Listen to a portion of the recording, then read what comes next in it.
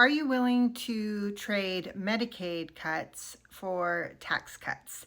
That's a question that the GOP is wrestling with in Congress right now. The latest version of the GOP mega bill, as they're calling it, calls for about $880 billion in spending cuts to the Medicaid program to help partially offset the tax cuts. And that's not just the renewal of the tax cuts from Donald Trump's first term, but it's all these new tax cuts that he wants on top of that, like no tax on tips, no tax on Social Security, no tax on auto loans, etc. So the $880 billion in savings on Medicaid would come through implementing work requirements that people have to meet if they want to stay on Medicaid unless they are a child or a new mother.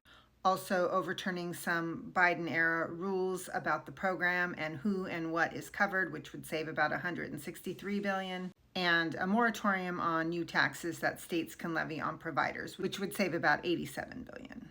About half an hour after the tax plan was announced, the Congressional Budget Office released their report estimating what the impact would be on the population. They estimate that 10.3 million people would lose coverage through Medicaid if the GOP tax bill goes through as it's currently written.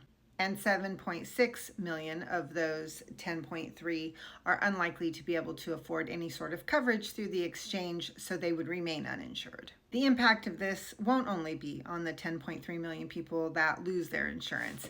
It will also have a huge impact on inner city and rural hospitals who would have their paying patient populations drastically decline very quickly, and it very likely would lead to more hospital closures. This is not at all a done deal. There are a lot of Republicans in Congress who are opposed to these cuts, but this is the package that's floating around right now for consideration. So it's still going to be a little bit of time before we know what's in the final bill that goes to a vote.